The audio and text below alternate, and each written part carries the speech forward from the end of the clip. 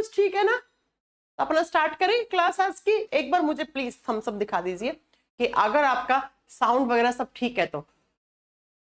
Ma'am कल आपने YouTube पे कोका कोला वाला वीडियो बनाया था, मैंने देखा था। हाँ बिल्कुल, वो बहुत अच्छा वीडियो बनाया, बहुत अच्छी इंफॉर्मेशन दी है मैंने।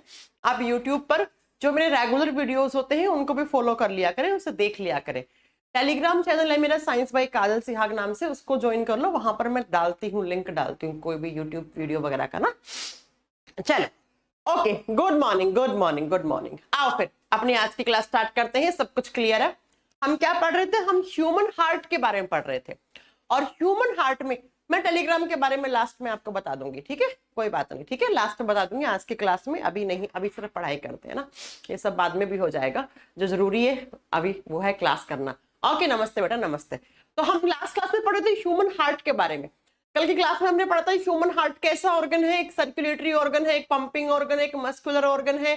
ये ब्लड को पंप करने का काम करता है। और ये एक मीजोडर्मल ऑर्गन है, बिकॉज इसमें जो मसल्स होती हैं वो मीजोडर्म लेयर से उनका ओरिजिन होता है, मीजोडर्म लेयर से वो बनती हैं। उसके बाद हमने पढ़ा था कि हार्ट में, ह्यूमन हार्ट में 4 चैम्बर होते हैं और किस जीव के हार्ट में कितने चैम्बर होते हैं सब कुछ लिखवा चुकी थी मैं। तो फटाक से मुझे एक बार कमेंट करके बताओ कि जो छिपकलियां होती हैं उनके हार्ट में कितने चैम्बर होते हैं। जल्दी से बताओ कि जो छिपकली होती हैं उनके हार्ट में कितने चैम्बर होते हैं? 3, बिल्कुल सही। लिजर्ड्स में, स्नेक्स में, फ्रॉग में, इन सब में 3 चैम्बर होते हैं। उसके बाद हमने पढ़ा था हमारे हार्ट में 4 चैम्बर होते हैं। इस तरीके से बना लेते हैं। आज हमें ये काम आएगी चीज पढ़ने में। और कौन कौन से, तो अभी आप सारे बच्चे मुझे चैम्बर के नाम बता दोगे कि मैम आपने ये बताए थे। इस तरीके से आपका ह्यूमन हार्ट होता है। ये सिर्फ और सिर्फ एक मांस का टुकड़ा है, ये मसल से बना हुआ स्ट्रक्चर है। इसमें कोई हड्डी वड्डी नहीं होती है, इसलिए बहुत सेंसिटिव होता है। और हार्ट को अगर आप किसी के इंसान के हार्ट को बाहर निकाल लेते हो तो भी उसको बहुत मुश्किल होता है इसको क्योर करना। इसको बहुत मुश्किल होता है क्योर करना, ठीक है? तो इस तरीके से आपका हार्ट, इस हार्ट में ये सेप्टम मसल थी, कल की क्लास आपको याद होगी, जो हमारे हार्ट को 4 चैम्बर में डिवाइड कर देती है, उसको हम सेप्टम मसल कहते हैं। 2 ऊपर वाले ऑरिकल्स आलिंद कहलाते हैं, नीचे वाले वेंट्रिकल्स निले कहलाते हैं। अब इन दोनों चैम्बर्स के, इन चारों चैम्बर्स के नाम लिख देते हैं। इसको हमने बोला था क्या?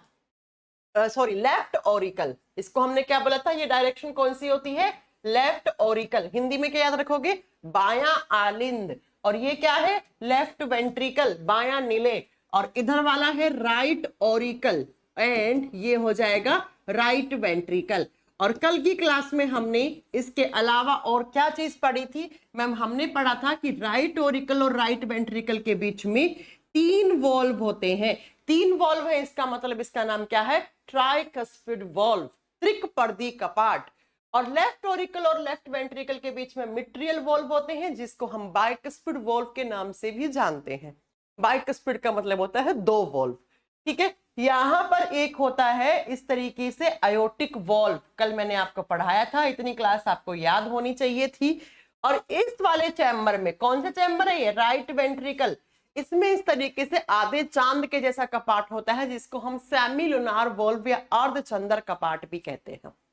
बस इतनी क्लास आपको, अगर आपको याद है तो आज की क्लास आपको बहुत आसान हो जाएगी आगे पढ़ना। इस चीज को अब यहां छोड़ दो। और अब 2 बातें मेरी बहुत ध्यान से सुनना, बहुत ही ध्यान से। हमारे बॉडी में जो ब्लड होता है ना बच्चा, हमारे बॉडी में जो ब्लड, हमारा खून होता है, ऑन एन एवरेज हमारे बॉडी में 4 से 5 लीटर खून है। अब आप कहोगे किसी में 4.5 है, किसी में 5 है, ये सब की बातें बाद में करेंगे। हम ऑन एन एवरेज लेके चलते हैं कि हेल्दी पर्सन में 4 से 5 लीटर के बीच में खून होना चाहिए। मतलब इससे कम खून में आप जिंदा नहीं रह पाओगे। ये जो खून है ये हमारे बॉडी में 2 टाइप का होता है। आप सोचोगे मैम खून के भी टाइप होते हैं क्या? टाइप का मतलब ये है कि हमारे बॉडी में 2 तरीके से खून फ्लो करता है हमारी ब्लड वेसल्स में। एक ऐसा खून जिसके अंदर ऑक्सीजन ज्यादा है, ये इंक्रीज का सिंबल है। एक ऐसा खून जिसके अंदर ऑक्सीजन गैस ज्यादा है और CO2 गैस कम है। ऑक्सीजन का मैंने एरो लगाया ऊपर और CO2 का लगाया नीचे मैंने। इसका मतलब ऐसा खून जिसमें ऑक्सीजन गैस का कंसंट्रेशन ज्यादा है और CO2 कम है, बहुत ही कम, ना के बराबर। तो ऐसे खून को हम नाम देते हैं ऑक्सीजनेटेड ब्लड। इस खून को हम क्या नाम देते हैं? ऑक्सीजनेटेड, जो ऑक्सीजन से युक्त है, इसके अंदर ऑक्सीजन ज्यादा है, तो इसको नाम क्या दे दिया हमने? हिंदी में लिखोगे ऑक्सीजन युक्त रुधिर, मतलब जिसके अंदर ऑक्सीजन की मात्रा ज्यादा हो। या आप आम भाषा में याद करने के लिए इसको याद कर सकते हैं कि ऐसे ब्लड को हम प्योर ब्लड कहते हैं, शुद्ध रुधिर कहते हैं। शुद्ध, प्योर का मतलब क्या होता है? शुद्ध। ठीक है, तो मैंने कहा एक ऐसा हमारे बॉडी में ऐसा ब्लड है जिसके अंदर ऑक्सीजन का कॉन्सेंट्रेशन ज्यादा है, अदर गैसेस लाइक CO2 वगैरह कम है, तो उस ब्लड को हम ऑक्सीजनेटेड ब्लड या उसको हम क्या बोलते हैं? उसको हम प्योर ब्लड कहते हैं।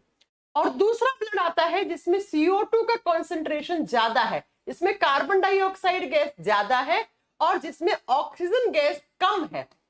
कार्बन डाइऑक्साइड ज्यादा है और ऑक्सीजन कम है, इसको हम कहते हैं डीऑक्सीजनेटेड ब्लड। कैसा? Deoxygenated blood. और हिंदी में लिखोगे कार्बन डाइऑक्साइड युक्त रुधिर। हिंदी मीडियम बच्चे लिख लो कार्बन डाइऑक्साइड वाला ब्लड, CO2 युक्त रुधिर, CO2 ज्यादा है। और आम भाषा में या याद रखने के लिए आप इसे याद कर लो कि ऐसे ब्लड को हम इम्प्योर ब्लड कहते हैं। ये इम्प्योर है। अब इम्प्योर का मतलब ये नहीं है कि ये खराब हो गया है, ये अशुद्ध रक्त है, लेकिन इसका मतलब ये नहीं कि खराब हो गया। अगर खराब होता तो हमारे बॉडी में क्यों रहता, है ना?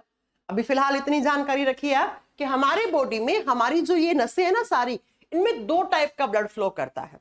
एक ऐसा जिसमें ऑक्सीजन ज्यादा है उसको हम प्योर ब्लड कहते हैं, एक ऐसा जिसके अंदर CO2 ज्यादा है उसको हम इम्प्योर कहते हैं। पॉइंट क्लियर हो गया? अब आपसे एग्जामिनर क्या क्वेश्चन पूछता है उसको आइए यहां पर। एग्जाम में क्वेश्चन आता है कि हमारे हार्ट के कौन कौन से चैम्बर में प्योर ब्लड रहता है और कौन कौन से चैम्बर में इम्प्योर ब्लड रहता है। क्वेश्चन आपसे ये है, तो याद रखिएगा इस चीज को कि हमारे हार्ट की राइट डायरेक्शन में हमेशा इम्प्योर होता है। इम्प्योर का मतलब यहां से जो खून गुजर रहा है उसके अंदर कार्बन डाइऑक्साइड का कॉन्सेंट्रेशन क्या है? ज्यादा। और हमारे हार्ट की लेफ्ट वाले डायरेक्शन में हमेशा प्योर ब्लड, प्योर का मतलब है जहां से ऑक्सीजन का कॉन्सेंट्रेशन ज्यादा वाला खून गुजर रहा है। 4 क्वेश्चन हो गए आपके। पता है कैसे आएगा क्वेश्चन? 4 नहीं, एक्चुअली 8 क्वेश्चन हो गए हैं। मैं 8 के 8 क्वेश्चन आपको बताती हूँ कैसे एग्जाम में आएंगे। एग्जाम में आता है राइट ऑरिकल में कैसा ब्लड रहता है, प्योर या इम्प्योर? आप बताओ कैसा? राइट वेंट्रिकल में कैसा ब्लड रहता है, प्योर या इम्प्योर? फिर आपसे पूछेगा लेफ्ट ऑरिकल में कैसा ब्लड रहता है, प्योर या इम्प्योर? लेफ्ट वेंट्रिकल में कैसा ब्लड रहता है, प्योर या इम्प्योर? अब देखो अगले क्वेश्चन कैसे आएंगे। अगले क्वेश्चन आता है कि जो ट्राइकस्पिड वॉल्व होता है उससे कैसा खून गुजरता है। तो ट्राइकस्पिड वॉल्व किस साइड है? राइट साइड है, और राइट में हमेशा कैसा रहता है? इम्प्योर। तो ट्राइकस्पिड वॉल्व से हमेशा इम्प्योर ब्लड गुजरता है, अशुद्ध रुधिर गुजरता है। ठीक ऐसे ही ये जो सेमिलुनार वॉल्व है ये भी तो राइट डायरेक्शन में है, तो जब राइट डायरेक्शन में है तो इसमें भी कैसा ब्लड रहेगा? इसमें भी इम्प्योर ब्लड रहता है, इसमें भी अशुद्ध रक्त रहता है। 6 क्वेश्चन हो गए। 7वां क्वेश्चन आता है कि जो बाइकस्पिड वॉल्व या मिट्रियल वॉल्व है, जो द्विपर्दी का पार्ट होता है, उससे कैसा ब्लड जाता है? वो लेफ्ट डायरेक्शन में है तो कैसा? ऑक्सीजन वाला। और आयोटिक वॉल्व जो होता है जिसको आयोटिक का पार्ट कहते हैं, उससे कैसा ब्लड? तो ये लेफ्ट डायरेक्शन में है तो कैसा ब्लड हो गया? ऑक्सीजन वाला। अब बताओ इतनी बात समझ में आ गई? 8 क्वेश्चन समझ में आ गए? 8 क्वेश्चन समझ में आ गए ना कैसे कैसे बताए? सिर्फ इतना याद रखो, राइट डायरेक्शन में हमेशा इम्प्योर ब्लड रहता है आपके हार्ट में और लेफ्ट डायरेक्शन में हमेशा प्योर रहता है, तो आप 8 क्वेश्चन बहुत आसानी से कर लोगे। प्योर का मतलब ये है, इम्प्योर का मतलब ये है। इतनी बात मुझे लगता है सबको समझ में आ गई। अगर आ गई तो अब आगे चलते हैं। अब नेक्स्ट जो पॉइंट पे आपको याद रखना है, एक हेडिंग देनी है छोटी सी, ब्लड वेसल्स। हमने बोला था ना आपको कि जो ब्लड वेसल्स होती हैं वो सर्कुलेटरी सिस्टम का ही हिस्सा होती हैं, सर्कुलेटरी सिस्टम में ही हमें इनको पढ़ना होता है। तो ब्लड वेसल्स जिनको हिंदी में बोलते हैं रक्त वाहिकाएं, तो अगला जो पार्ट है वो ब्लड वेसल्स का पार्ट है, ये हमें पढ़ना है। अब सबसे पहले ब्लड वेसल्स क्या होती है? बहुत ही, ब्लड का मतलब खून, वेसल्स का मतलब इस तरीके से जो पतली पतली डक्ट्स हैं हमारे बॉडी में, जो जिनको हम आम भाषा में नसें बोलते हैं, है ना? बोलते हैं ना कि फलाना इंसान की नसों में किसका खून दौड़ रहा है, बोलते हैं ना ऐसे। ठीक है। तो हमारी बॉडी में ऐसी पतली पतली पाइप जिनके अंदर खून फ्लो करता है, और ये पतली पतली पाइप खून किसके पास लेके आती है? ये हार्ट तक खून लेके आती है, और फिर हार्ट से ही खून को वापस आपके बॉडी ऑर्गन्स के बीच में ऐसे लेके जाएंगी। कुछ ऐसी पतली पतली पाइप्स होती हैं जो हार्ट तक खून लेके आती हैं, कुछ होती हैं जो हार्ट से खून को लेके जाती हैं। अब आता कहां पर है? बॉडी ऑर्गन से। हमारे शरीर में जितने भी सारे ऑर्गन्स हैं, आपके किडनी हो गए, फेफड़े हो गए, ब्रेन हो गया, इन सब से खून आता है हमारे हार्ट के पास। क्यों आता है सब समझ में आएगा। हार्ट के पास आता है, किसके थ्रू आएगा? इन डक्ट्स के थ्रू, इन डक्ट्स के थ्रू। फिर हार्ट क्या करता है? उस ब्लड को प्योर होने के लिए फेफड़ों के पास भेजता है, फेफड़ों से प्योर होके वापस हार्ट के पास आता है, और हार्ट फिर अपने से ये बाहर दे देता है अपना ये खून, किसको? अगेन इन ब्लड वेसल्स को। इतना झमेले मत समझो, आप सरल सी भाषा में समझो कि हमारे बॉडी में ये पतली पतली पाइप्स हैं जो हमारे हार्ट तक खून लेकर भी आती हैं और हमारे हार्ट से बॉडी ऑर्गन्स के बीच में खून पहुंचाती भी है। इन्हीं पतले पतले पाइप को, इन्हीं वेसल्स को हम ब्लड वेसल्स कहते हैं। भाई नाम से ही क्लियर है, जो ब्लड का ट्रांसपोर्टेशन करती है उनको ब्लड वेसल्स कहते हैं, रक्त वाहिकाएं कहते हैं, बहुत आसान है। तो ब्लड वेसल्स हमारे बॉडी में पतली पतली पाइप्स हैं जो ब्लड को एक ऑर्गन से दूसरे ऑर्गन में या हमारे हार्ट तक लाती भी है और हार्ट से लेकर भी जाती है। ऐसे इन पतले पतले पाइप्स को हम ब्लड वेसल्स के नाम से जानते हैं। ये जो ब्लड वेसल्स होती हैं ये 3 टाइप की होती हैं। हमारे बॉडी में 3 टाइप की ब्लड वेसल्स हैं, आपको ये पढ़ना है। अगर इनके टाइप्स पूछ लेना कि कितने टाइप्स की ब्लड वेसल्स होती हैं, तो आपको याद रखना है ये रक्त वाहिकाएं 3 प्रकार की होती हैं। अब कौन कौन सी? नंबर 1 पे आती है आर्टरीज। देखो, अगर एक सिंगल लिख रहे हो तो आर्टरी लिखना, ज्यादा लिख रहे हो तो आर्टरीज लिखना, धमनियां लिखना, ठीक है। हिंदी में एक लिख रहे हो तो धमनी, ज्यादा लिख रहे हो तो धमनियां हो गया। दूसरी आती है 2 नंबर पे जो आती है उनको बोलते हैं वेन्स, सिराएं, वेन्स, है ना। 2 नंबर पे कौन सी आती है? वेन्स। और 3 नंबर पे जो आती है वो आती है कैपिलरीज। कैपिलरी, एक लिख रहे हो तो कैपिलरी लिखो, और ज्यादा लिख रहे हो, प्लूरल बना रहे हो तो कैपिलरीज हो जाएंगे। हिंदी में केशिका बोलते हैं, कोशिका मत कर देना हिंदी मीडियम वाले बच्चों। तो हमारे बॉडी में ये जो आपको हाथ पांव पे आपकी नसें दिख रही है ना बच्चा, ये नसें 3 टाइप की होती हैं। आपको एक जैसी लगती होंगी ये, लेकिन ये 3 टाइप की होती है। कौन कौन सी? Arteries, veins and capillaries. Artery का मतलब होता है धमनी, वेन का मतलब होता है शिरा, और कैपिलरी का मतलब होता है केशिका। अब इन तीनों में डिफरेंस तो होगा ही, 3 टाइप की है तो कुछ ना कुछ डिफरेंस तो बनता होगा। तो आइए क्या डिफरेंस है। आर्टरीज हमेशा प्योर ब्लड को ट्रांसपोर्ट करती है। आर्टरीज में ब्लड रहेगा वो कैसा रहेगा? वो प्योर ब्लड रहेगा। और प्योर का मतलब आप तो समझ गए होंगे आप, कैसा? शुद्ध रक्त। और शुद्ध का मतलब है आर्टरीज में ऐसा ब्लड रहता है जिसके अंदर ऑक्सीजन गैस क्या होती है? ज्यादा होती है। जो आर्टरीज है आपके बॉडी में उनमें सिर्फ और सिर्फ प्योर ब्लड रहता है। दूसरा आता है वेन्स। जो वेन्स होती है उनमें इम्प्योर ब्लड रहता है। खांसी तो ठीक ही नहीं हो रही है। इम्प्योर ब्लड रहता है। और इम्प्योर का मतलब क्या हो गया? अशुद्ध रक्त, या मैं क्या बोल दूं? Deoxygenated blood. और इसके अंदर कौन सी गैस का कॉन्सेंट्रेशन ज्यादा होगा?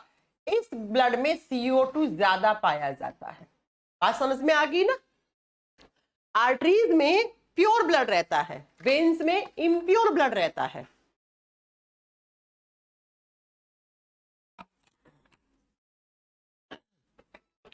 प्योर का मतलब हो गया ऑक्सीजन ज्यादा वाला ब्लड, इम्प्योर का मतलब हो गया CO2 ज्यादा वाला।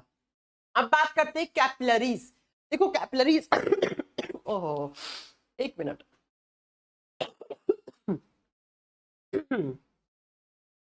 कैपिलरीज क्या करती हैं? सुनिए, एक आर्टरी को इस तरीके से, एक आर्टरी को एक वेन से जोड़ने का काम करती हैं। देखो, मान लो ये वेन है, ये आर्टरी है, ये धमनी है, ये सिरा है। तो इन दोनों को आपस में ये जो जोड़ने वाली जो पाइप है ना, इस पाइप को हम कैपिलरी कहते हैं। अब कैपिलरीज में कैसा ब्लड होगा? आर्टरीज में प्योर है और वेन्स में इम्प्योर है, तो दोनों का मिक्स्ड ब्लड, इन दोनों का मिक्स्ड ब्लड आ जाएगा किसमें? कैपिलरीज में। तो कैपिलरीज में ब्लड होता है मिक्स्ड, लिख दीजिए मिश्रित रक्त या घुला हुआ खून। और किसका घुला हुआ? ऑक्सीजन और CO2 मिला हुआ खून। ठीक है बच्चा, बात समझ में आ गई कि आर्टरीज में कैसा ब्लड होगा, वेन्स में कैसा ब्लड होगा, कैपिलरीज में कैसा ब्लड होगा। हजारों लाखों में ये आर्टरीज, वेन्स, कैपिलरीज होती है हमारे बॉडी में। यहां मैंने कहा ना, खून तो आपको कहीं भी चोट लगती है खून निकलता है, और चोट लगती है तो क्या होता है? ये नसें फटती हैं, मतलब कि ये आपकी वेसल्स फटती हैं। तो जहां जहां खून है वहां वहां ब्लड वेसल्स है, जहां जहां ब्लड वेसल्स है वहां वहां खून है। तो ये हजारों लाखों में आपके बॉडी में आर्टरीज, वेन्स, कैपिलरीज होती हैं। बस डिफरेंस ये है कि आर्टरीज हमेशा ऐसे ब्लड को ट्रांसपोर्ट करती रहती हैं जिसमें ऑक्सीजन ज्यादा होता है, वेन्स CO2 ज्यादा वाला, कैपिलरीज तो दोनों का मिक्स कर देते हैं। पॉइंट क्लियर हो गया? आगे चले। चलो मैम, जब इतनी सारी आर्टरीज है तो कोई बड़ी आर्टरी भी होगी? बिल्कुल होगी। तो लिखिएगा लार्जेस्ट आर्टरी। हमारी बॉडी में बहुत सारी आर्टरी हैं, उसमें से एक आर्टरी सबसे बड़ी होती है जिसका नाम होता है महाधमनी, बोलते हैं इसको हिंदी में, और इसका नाम होता है ओटा। स्पेलिंग होती है AORTA। इसको ओटा या आयोटा प्रोनाउंस करते हैं। ठीक है, प्रोनाउंसिएशन के समय R को साइलेंट कर देते हैं, आयोटा या ओटा। इतनी सारी बड़ी बड़ी आर्टरीज है, उसमें से सबसे बड़ी आर्टरी जो होती है उसका नाम होता है आयोटा। अब क्वेश्चन क्या आता है, मैम ये आयोटा कहाँ होती है? चलिए फिर लास्ट स्लाइड निकालते हैं। ये आपका हार्ट, इस तरीके से आपका मेरा सबका हार्ट है। ठीक है, ये कौन सा चैम्बर है ये बताओ। अपना इसको यहां रखते हैं अपन, और इन सारी चीजों को अपन हटा देते हैं। इन चीजों को हटा देंगे तो यहां लिखने में आसानी हो जाएगी। चलो, तो सबसे बड़ी आर्टरी कौन सी होगी? अयोटा।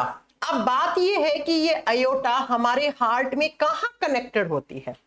तो ये कौन सा चैम्बर है? Left ventricle. तो यहां से ये जो सबसे बड़ी आर्टरी निकलती है ना, देखो आपको उसमें देखोगे ना, मैं अभी आपको 3D इमेज दिखाऊंगी, तो उसमें ऐसे ऊपर से निकाल रखी है यहां से अयोटा। चलो दिखाई देती हूँ, आपका कंफ्यूजन क्लियर कर देती हूँ, लेकिन मैं आपको आसान बनाने के लिए आपको ये चीज इस तरीके से बता रही हूँ। ये देखा कहाँ चला गया ये वाला फोटो? देखो ये निकाल रखा अयोटा, दिख रहा है ना, अयोटा लिख रखा कि ये लार्जेस्ट आर्टरी है। ठीक है बच्चा, ये नीचे से आ रही है इसी चैम्बर से, लेफ्ट वेंट्रिकल से। ये आप ध्यान से देख रहे हो, देखो ये ऐसे निकल रही है, ऐसे, ये रही ऐसे। और हमने ना, आप इतना कंफ्यूज ना हो तो इसलिए मैंने आसान बनाने के लिए यहां से निकाल दिया। तो ये कौन सा चैम्बर है? ये है लेफ्ट वेंट्रिकल, और लेफ्ट वेंट्रिकल से सबसे बड़ी धमनी निकलती है, और सबसे बड़ी धमनी का नाम क्या हो गया? ओटा। लिख दो इसको, ओटा या अयोटा यहां से निकल गई। तो बच्चों अब क्वेश्चन क्या आएगा? क्वेश्चन ये आता है कि ह्यूमन बॉडी में जो लार्जेस्ट आर्टरी है वो कौन से चैम्बर से कनेक्टेड होती है? तो क्या लिख दो मैं, अयोटा किस चैम्बर से कनेक्टेड है? ये लेफ्ट वेंट्रिकल से कनेक्टेड है। किससे बच्चा? ये लेफ्ट वेंट्रिकल से। हिंदी में क्या लिखोगे? हिंदी में लिखोगे ये बायां नीले से निकलती है, या बाएं नीले से लगी हुई होती है, या जुड़ी हुई होती है। बात समझ में आ गई होगी आप सबको। अब बात करते हैं दूसरा ये है कि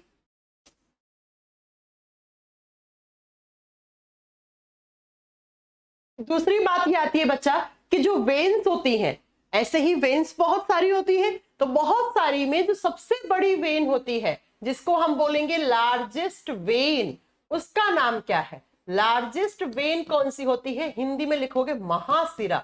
महा का मतलब होता है बड़ा। ठीक है, तो महाशिरा कौन सी बड़ी है? तो आपको नाम याद रखना है। आज ये बोर्ड ना अच्छे से काम नहीं कर रहा। तो सबसे बड़ी वेन होती है उसका नाम होता है vena cava. Vena cava, Hindi में लिखोगे वेना कावा, इस तरीके से वेना कावा। ठीक है बच्चों, ये सबसे बड़ी वेन है। नाम थोड़े अटपटे लेकिन याद तो करने पड़ेंगे। बात समझ में आ गई? अब वेना कावा ना दो होती है। कौन कौन सी?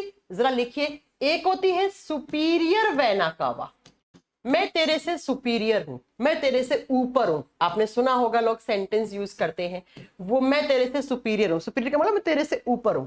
दूसरी होती है inferior vena cava. Inferior vena cava, तुम मेरे से इंफीरियर हो, मतलब तुम मेरे से नीचे हो, पढ़ाई में तुम मेरे से इंफीरियर हो। बोले होंगे, बोलते होंगे ना इस तरीके से, अगर आपने सुना हो तो। बात समझ में आ गई। सबसे बड़ी वेन वेना कावा होती है, और वेना कावा दो होती है, एक होती है सुपीरियर वेना कावा, एक होती है इंफीरियर वेना कावा।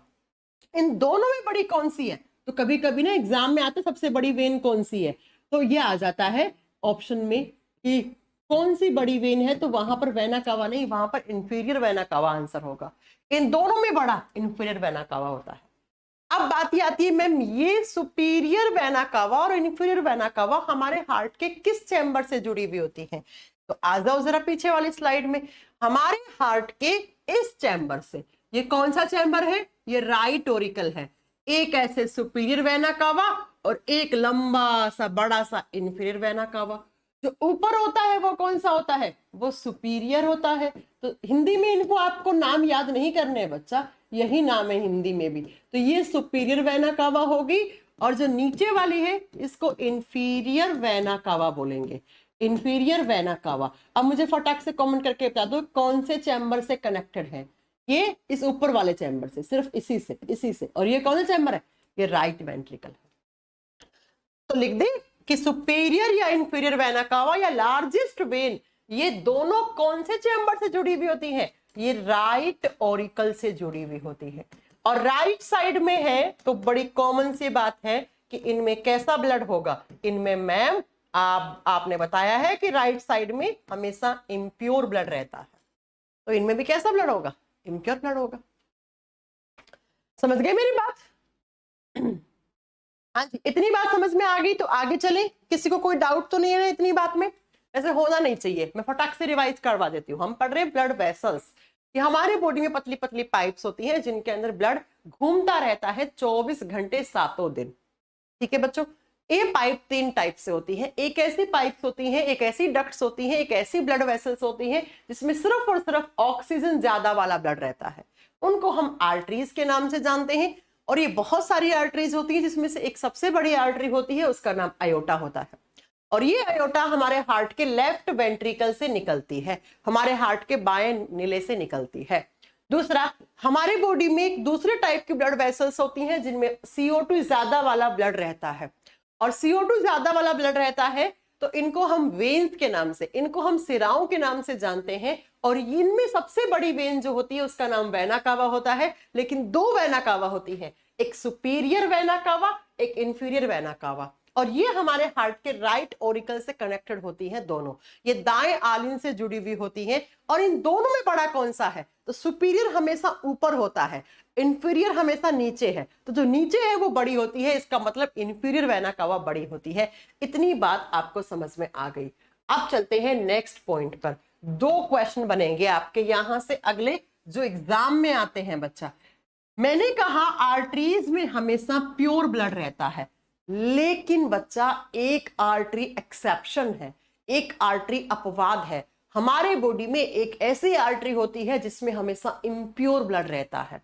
और एग्जाम में वही क्वेश्चन आता है कि in which artery always flow impure blood. अगर आपसे पूछ लिया ना हमारे शरीर के ऐसी धमनी का नाम बताओ जिसमें इम्प्योर ब्लड रहता है। इम्प्योर का मतलब है जिसमें अशुद्ध रक्त बहता है, यानी कि जिसमें CO2 ज्यादा वाला ब्लड फ्लो करता रहता है। और उस आर्टरी का नाम होता है पल्मनरी आर्टरी। पल्मनरी आर्टरी, पल्मनो शब्द का मतलब बायो में फेफड़ा होता है, लंग्स होता है। जैसे कल हमने पढ़ा कि कार्डियक शब्द का मीनिंग हार्ट होता है, ठीक वैसे ही पल्मनो शब्द, जब आप किसी हॉस्पिटल में जाओगे ना, उस हॉस्पिटल पर लिखा हुआ होगा पल्मनरी हॉस्पिटल, तो इसका मतलब ये फेफड़ों का अस्पताल है। जिन लोगों को फेफड़ों में कैंसर हो जाता है, TB हो जाता है, वो लोग पल्मनरी हॉस्पिटल में जाके एडमिट होते हैं। तो पल्मनो शब्द का मतलब हमेशा फेफड़ा होता है।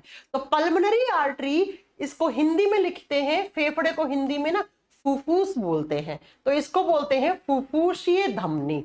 फुफ्फुसीय धमनी। पल्मोनरी आर्टरी एक ऐसी आर्टरी होती है जिसमें हमारे बॉडी में इम्प्योर ब्लड रहता है। क्यों रहता है सब समझ में आएगा आपको। अब आपको एक पॉइंट तो समझ में आ गया हो ना हो मैम, ये आर्टरी पल्मनो मतलब लंग्स, लंग्स से कनेक्टेड है। ये एक तरफ तो अपने फेफड़ों से जुड़ी हुई होती है। बिल्कुल सही सुना आपने। अब बात ये आती है हमारे हार्ट के कौन से चैम्बर से जुड़ी होगी। बच्चों बताओ इसमें कैसा ब्लड है, इसमें इम्प्योर है। इम्प्योर किस डायरेक्शन में रहता है हार्ट की, राइट वाले डायरेक्शन में। तो ये हमारे हार्ट के इस चैम्बर से निकलती है ऐसे। ये कौन सा चैम्बर है बताओ, ये कौन सा चैम्बर है, ये राइट वेंट्रिकल है। तो इसमें लिख दो बच्चों कि ये पल्मोनरी आर्टरी हमारे हार्ट के किस चैम्बर से निकलती है, ये राइट वेंट्रिकल से निकलती है। भाई जिसमें इम्प्योर होगा तो वो राइट से तो निकलेगा हमेशा, क्योंकि राइट डायरेक्शन में क्या होता है, इम्प्योर होता है।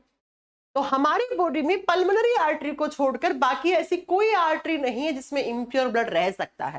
सिर्फ और सिर्फ पल्मोनरी आर्टरी में इम्प्योर ब्लड रहता है।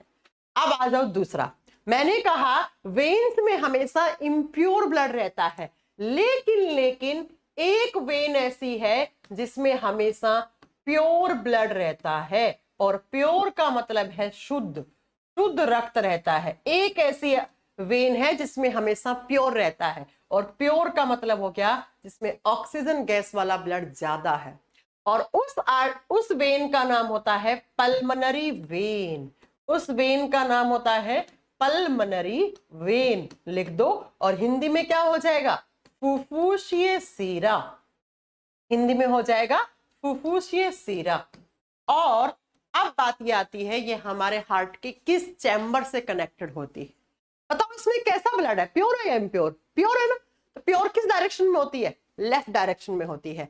अब प्योर लेफ्ट में है तो ये इस चैम्बर से कनेक्टेड होती है। और ये कौन सा चैम्बर है, ये लेफ्ट ओरिकल। तो लेफ्ट ओरिकल से एक ऐसी वेन निकलती है जिसमें हमेशा और हमेशा प्योर ब्लड रहता है। तो लिखो it is connected with left Oracle. यह बाएं आलिंद से जुड़ी हुई होती है। कौन से आलिंद से, बाएं आलिंद से जुड़ी हुई होती है। इतनी बात आपको समझ में आ गई, नहीं आई तो चलो वापस समझाते हैं आपको।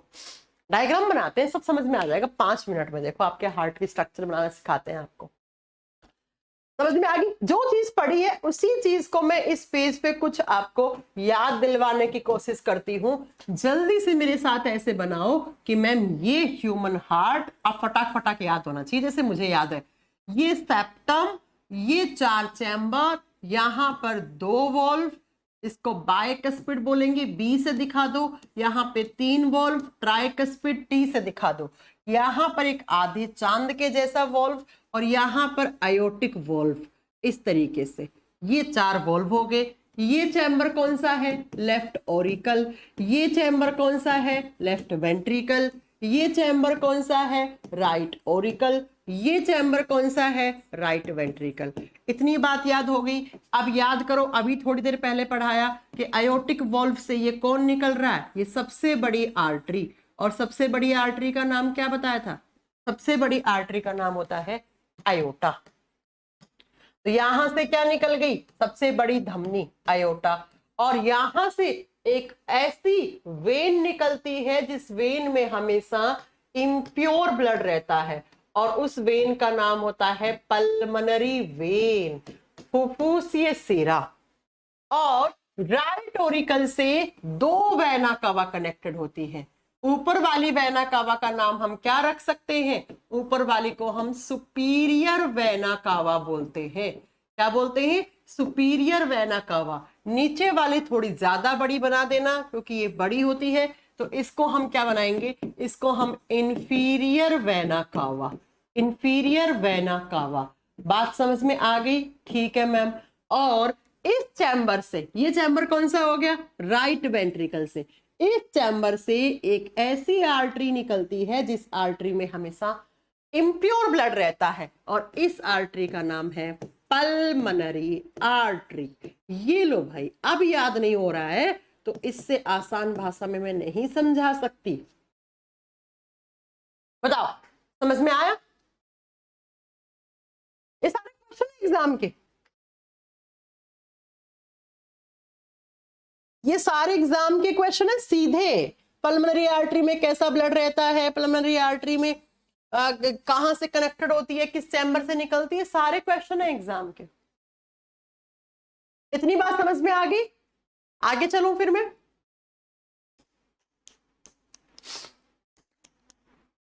चलो आ गई होगी। चलो भाई, तो अब आते हैं वापस इस पेज पे। मैंने कहा आर्टरीज, वेन्स, ठीक है, और तीसरी कैपिलरीज होती हैं। कैपिलरीज आगे पढ़ाएंगे किडनी वाले चैप्टर में, भी काम नहीं आएंगी। बात समझ में आ गई? अब सुनो, इधर मैंने आर्टरी लिखा, इधर मैंने वेन लिखा। जो आर्टरीज है ना, आर्टरीज, इनमें हमेशा ब्लड का प्रेशर ज्यादा रहता है। इनमें ब्लड प्रेशर हाई रहता है। किसके मुकाबले में? किसके मुकाबले में? वेन के मुकाबले में। ब्लड प्रेशर, रक्त का दबाव ज्यादा रहता है। रक्त का दबाव या रक्त का दाब हमेशा उच्च रहता है, ज्यादा रहता है। क्यों रहता है? क्योंकि आर्टरीज की जो ये दीवारें होती है ना, ये दीवारें इस तरीके से, एक आर्टरी है, इसकी ये दीवार है, ये दीवारें मोटी होती है, ये थिक होती है। और जब थिक है ज्यादा, तो यहां से खून आ रहा है, बेचारे को सरफेस एरिया कम मिल रहा है, तो ये ज्यादा प्रेशर से गुजरता है यहां से, ताकि आसानी से पहुंच जाए अपने डेस्टिनेशन तक। तो इसकी दीवारें हमेशा थिक होती है। थिक का मतलब होता है मोटी होती है। तो एग्जाम में क्वेश्चन आता है किस टाइप के ब्लड वेसल्स की दीवारें मोटी होती हैं, तो आप कहेंगे आर्टरीज। आर्टरीज की दीवारें मोटी होती हैं और इसमें ब्लड का प्रेशर हमेशा हाई रहता है, ठीक है। और दूसरा, जो वेन्स होती है ना, इसमें ब्लड का प्रेशर हमेशा थोड़ा सा लो रहता है, इसके मुकाबले में लो। किसके कंपैरिजन में? आप बोलेंगे कि आर्टरीज के कंपैरिजन में ब्लड का प्रेशर लो रहता है। और इसकी दीवारें जो होती हैं, ये थिन होती हैं। इसकी दीवारें थिन होती हैं। थिन का मतलब पतली होती है, पतली होती है वेन्स के दीवारें। ये सारा कॉन्सेप्ट ना आगे चलकर काम आएगा, सारा एक साथ जब जोड़ेंगे ना। कल की क्लास में देखना तुम, अगर आज की क्लास समझ नहीं आ रही तो कल की तो भूल जाओ कि तुम लोगों को समझ में आएगी कुछ। लेकिन अगर आज की समझ में आ गई तो कल वाली क्लास बहुत आसानी से पढ़ डालोगे। नेक्स्ट, आर्टरीज में जो ब्लड रहता है वो बच्चा कैसा है? ऑक्सीजन वाला। जिसमें ऑक्सीजन ज्यादा है वो आर्टरी में रहता है। और ऐसा ब्लड जिसमें ऑक्सीजन का कॉन्सेंट्रेशन ज्यादा होता है वो हमेशा रेड कलर का होता है। वो प्योर रेड कलर का, लाल रंग का खून बहता है इन आर्टरीज में। जो वेन्स होती हैं उसमें CO2 ज्यादा वाला ब्लड रहता है। और CO2 ज्यादा है, इसका मतलब ऑक्सीजन कम है। तो वेन्स का कलर या तो डार्क ब्लू कलर की दिखेंगी ये, या आपको इसके अंदर जो खून होगा वो ग्रीन कलर का। और अगर बहुत ज्यादा CO2 हो गया ना तो भाई ब्लैक कलर का खून पड़ जाएगा। कैसे मैम? अभी बताऊंगी, 2 एग्जाम्पल, तुरंत समझ जाओगे। आपने कभी डेड बॉडी देखी है? भगवान ना करे आपको देखनी पड़े, लेकिन डेड बॉडी का मतलब कोई इंसान का शरीर मर गया, इसका मतलब उसमें ऑक्सीजन का लेवल कम हो गया, इसका मतलब उसके बॉडी में ऑक्सीजन का ट्रांसपोर्टेशन बिल्कुल खत्म हो गया। इसीलिए उस इंसान की बॉडी कैसी पड़ जाती है? नीली पड़ जाती है। डेड बॉडी को जितना देर तक रखते हैं उतनी देर तक वो नीली पड़ जाती है। नाखून नीले हो जाएंगे एकदम, और ऐसे 2-4 दिन तक डेड बॉडी को दबा के रख लिया तो बच्चा नाखून काले पड़ जाते हैं, होठ नीले काले पड़ने लग जाते हैं, क्योंकि उस डेड बॉडी में ऑक्सीजन का ट्रांसपोर्टेशन तो है नहीं। और जब है नहीं तो उसके बॉडी में जो खून है वो किस कलर का? वो नीले रंग का, फिर हल्का सा ग्रीन सा होएगा, और फिर बहुत दिनों तक डेड बॉडी पड़ी रही, ठीक है, तो वो काले कलर की हो जाती है। और कभी कभी आपने देखा होगा हमें चोट लगती है तो नील पड़ जाती है। क्यों? क्योंकि वहां की ब्लड वेसल्स डैमेज हो जाती है और वहां पर ऑक्सीजन का ट्रांसपोर्टेशन नहीं हो पाता है, इसलिए आपको नीला चकत्ता पड़ जाता है। फिर वो थोड़े दिनों के बाद काला सा पड़ने लग जाता है, फिर वो ठीक हो जाता है, फिर वो हील कर जाता है, ठीक हो जाता है। देखा होगा ना आपने डेली लाइफ में, है ना? ऐसा देखा होगा ना आपने। बात समझ में आ गई मेरी? और जो आर्टरीज होती हैं उस पे प्योर ब्लड रहता है। क्यों? क्योंकि इसमें ऑक्सीजन है, ऑक्सीजन है। बात समझ में आ गई? चल आप चलते हैं अगले पॉइंट पे। अगला पॉइंट ये आता है बच्चों, अब कुछ लोग सोच रहे होंगे कि मैम हमारे बॉडी में जो ब्लू ब्लड है तो फिर वो कैसे रेड में कन्वर्ट हो जाता है? इम्प्योर है ना, प्योर हो जाता है। इम्प्योर है, ऑक्सीजन घुल जाएगा तो प्योर हो जाएगा, लाल दिख जाएगा, है ना? ऐसे घूमता रहता है ब्लड तो 24 घंटे 7 दिन हार्ट से होता हुआ। तो हार्ट क्या करेगा, उसमें ऑक्सीजन डाल के आपके बॉडी से बाहर वापस निकाल देगा, आपके हार्ट से बाहर निकाल देगा ऑर्गन्स के बीच में। तो इस तरीके से हमारे बॉडी में 2 टाइप का खून होता है। लेकिन जब भगवान ने हमें खून दिया है ना, तो हम लोगों में कोई डिफरेंस क्रिएट नहीं किया है, हम सबका खून एक जैसा है। आप मेरा, आपका, किसी और का 10 लोगों का खून अगर निकाल के रख दोगे ना, देखोगे आप में से कोई पूछेगा इसमें से काजल मैम का खून कौन सा है, तो आप नहीं बता पाओगे। क्यों? क्योंकि हम सबका खून एक जैसा होता है। भगवान ने जब हमें बनाया तो हम लोगों में कोई डिफरेंस क्रिएट नहीं किया, हम सबका खून एक जैसा है। हमारे खून के कलर को देखकर आप बता नहीं सकते कि ये हिंदू है, ये मुस्लिम है, ये सिख है, ये ईसाई है, पंजाबी है। ठीक है, हम सबको भगवान ने एक जैसा बनाया। वो बात अलग है कि हम इंसान पता नहीं क्या क्या सोच बना बना के बोलने लग गए यहाँ पर कि ये हिंदू है, ये मुस्लिम है, ये फलाना है, ढिमका, ये हम सब लोगों की दी हुई चीजें हैं, हम लोगों ने क्रिएट की ये चीजें। भगवान ने बस बहुत अच्छे से हम लोगों को एक जैसा खून दे के भेजा है।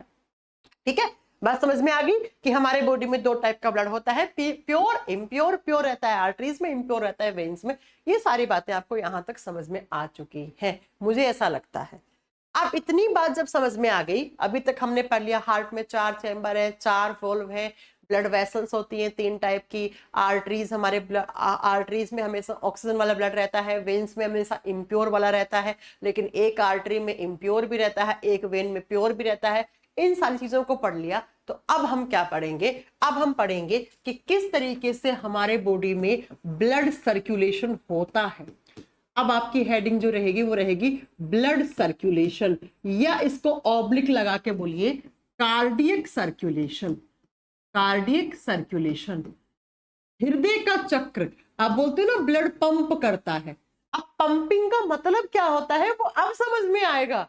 अब समझ में आएगा कि अगर किसी को हार्ट अटैक आ जाता है तो वो मर क्यों जाता है, अगर किसी का हार्ट फेल हो जाता है तो वो मर क्यों जाता है। तो लिखिए रक्त परिसंचरण, किस तरीके से आपके हार्ट को हम पंपिंग ऑर्गन बना देते हैं, हार्ट कैसे पंपिंग ऑर्गन है वो आपको अब इस वीडियो से समझ में आएगा। हृदय चक्र, कैसे हमारा हार्ट काम करता है। हमने बहुत बोल तो दिया heart is a pumping organ, heart is a pumping organ. भाई पंपिंग ऑर्गन का मतलब क्या है? हाँ, हम सब एक जैसे हैं। मैम नोट कर लेने दीजिए, नोट तो आप कर सकते हो। मोहम्मद अकबर कह रहे best objective book for biology. मेरी खुद की बुक है डीएनए ऑफ साइंस, मेरी खुद की किताब है डीएनए ऑफ साइंस, जिसमें बायोलॉजी, केमिस्ट्री, फिजिक्स, साथ में ईवीएस, साथ में साइंस एंड टेक्नोलॉजी, सब मैंने ऑब्जेक्टिव बुक में बना के डाल रखा है। लेकिन वो सिर्फ इंग्लिश मीडियम में है, हिंदी मीडियम में अभी नहीं आई है। मैम डाइजेस्टिव सिस्टम कब स्टार्ट होगा? जब ये खत्म कर देंगे तो डाइजेस्टिव सिस्टम पढ़ाएंगे। अभी ये तो बहुत बड़ा चैप्टर है बच्चा, इससे बहुत क्वेश्चन आते हैं, पहले ये तो पढ़ाने दो। मेरी किताब का नाम है डीएनए ऑफ साइंस, मार्केट से आपको मिल जाएगी, आप मार्केट में जाएंगे तो। और इसके साथ बाकी आप ना टेलीग्राम मेरा चैनल ज्वाइन कर लो, वहां पे मैं सारी इंफॉर्मेशन देती हूँ। मेरा टेलीग्राम ना साइंस बाय काजल मैम इसी नाम से है ना, मैं एक बार चेक कर लूँ और मैं आपको दिखा दूं, क्योंकि फेक भी बन रखे हैं 2-4 ना। इसको ज्वाइन कर लेना आप लोग, टेलीग्राम चैनल तो आप यूज ज्वाइन करते ही होंगे ना। मैं आपको दिखा दूं एक बार, साइंस बाय काजल सिहाग, ठीक है, इस नाम से मेरा टेलीग्राम चैनल है, जिसमें ऑलरेडी कितने मेंबर हैं, 73,000 के लमसम। ये फोटो लगी होगी मेरी ना, इसके साथ ये गोल्डन बटन होता है ना, ये जो 1 मिलियन सब्सक्राइबर होने पे गोल्डन बटन मिलता है, इस बटन के साथ मेरी फोटो लगी होगी, इसको आप ज्वाइन कर लेना। तो यहाँ पे मैं आपको सारी इन्फॉर्मेशन बता दूंगी, बुक कैसे लेनी है, हिंदी मीडियम वाली कब आएगी, सारी बातें मैं आपको बता दूंगी। इस टेलीग्राम चैनल को ज्वाइन करके, और बाकी मुझे मैसेज भी कर सकते हो, और ये मेरा इंस्टाग्राम आईडी है, इसको भी फॉलो कर सकते हो। यहाँ पे आप नहीं, ये मैं इसलिए बोल रही हूँ ताकि आपको कोई क्वेरी हो, कोई एग्जाम का सिलेबस जानना है या कोई क्वेश्चन नहीं हो रहा है, सब मेरे से आप पूछ सकते हो यहाँ पर। ठीक है बच्चों, चलो ये होगी टेलीग्राम और इंस्टाग्राम की बात, आप चलाते होंगे तो वहां पे ज्वाइन कर लीजिएगा।